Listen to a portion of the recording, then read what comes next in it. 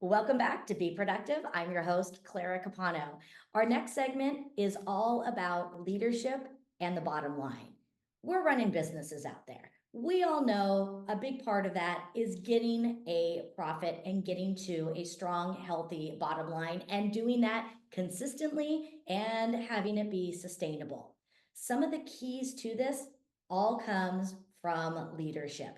So this next segment is all going to be about productive leadership and how having strong leadership is going to amp up and level up your level of productivity so that you can build that sustainable bottom line. And to help me with this conversation is an expert in this field. It is impact strategist, my friend Ryan. So Ryan, welcome to the show. It's so wonderful to be here. Thank you. You know, Ryan, I love talking with you. You and I really sync up in so many of these areas about the idea of really understanding that the role of a company is building a healthy bottom line, but we do that by also building a strong culture. And leadership sets the tone for that. So I want to talk about building strong leadership and how when we do that, that strong leadership is such a key conduit to a healthy bottom line. So, talk to us first. How can businesses identify and better nurture future leaders? Because it's those future leaders that are going to take over the role. Because again, we want a strong bottom line this year, next year, and far into the future. Yeah, so through my career, the way I've found to ultimately identify those strong, high potential leaders is uh, really through their initiative, their problem solving skills, and their ability to inspire others. And to nurture them, I really think purposeful mentorship is Mhm. extremely important, as well as tailored development programs and opportunities to step into those leadership roles or to fulfill a leadership role, even on a project or a task. Giving those opportunities to lead others, inspire others, solve problems, and also handle internal conflicts. The Yeah. conflict resolution skills speak volumes for the potential of a leader. Absolutely. And I love that you're talking about mentorship because that really is so important. You know, we have to remember where we came from.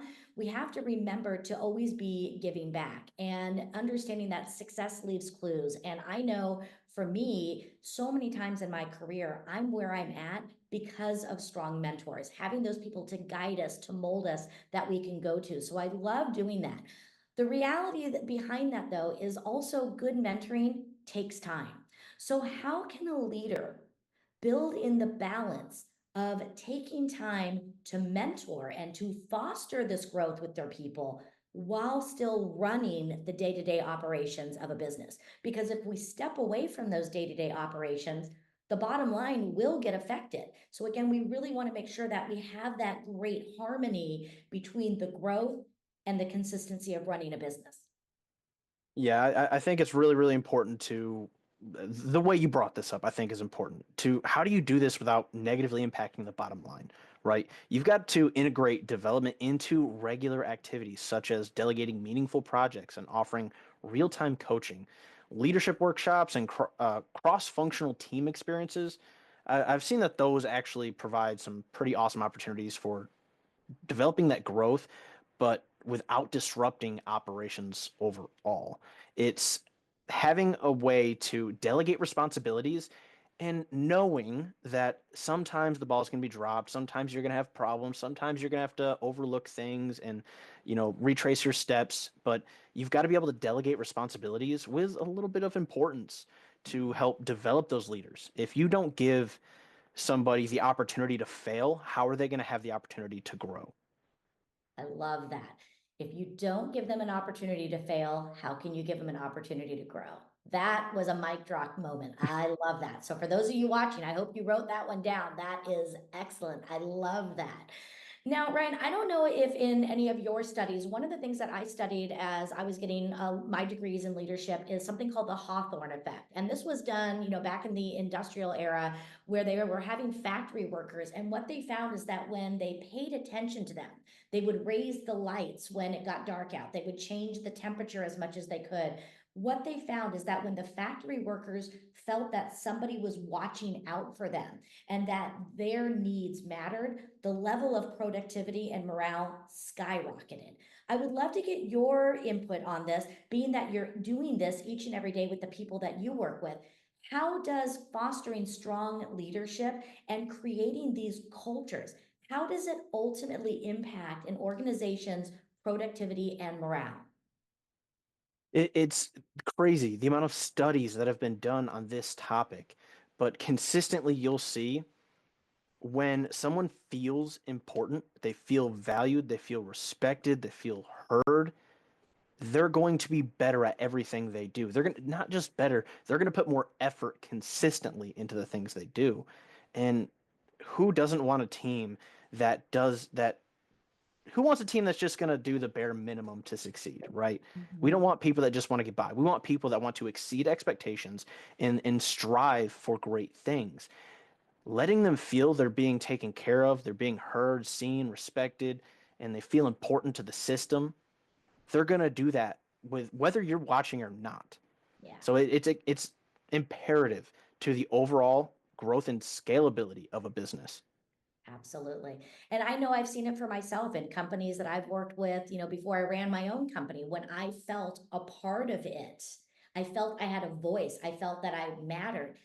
I would show up and I would give even more of myself because you want that. Again, you want to have that true human connection. So, Ryan, you have really dropped so many wonderful nuggets in this about the idea that it all starts with leadership and that really tying it to one of my personal mantras, which is if you want to grow the line, or bottom line, you got to grow your people. Now, when I talk about you being an expert in this as an impact strategist, I really mean that because you actually are creating a show all about the bottom line. So tell us a little bit about your show and how people can connect with you.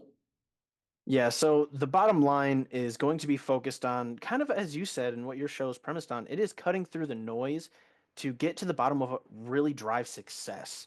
Mhm. And my focus is going to be uncovering strategies that actually work to sharing stories that inspire. And we want to explore the principles, the people, the passions, the things that really fuel greatness.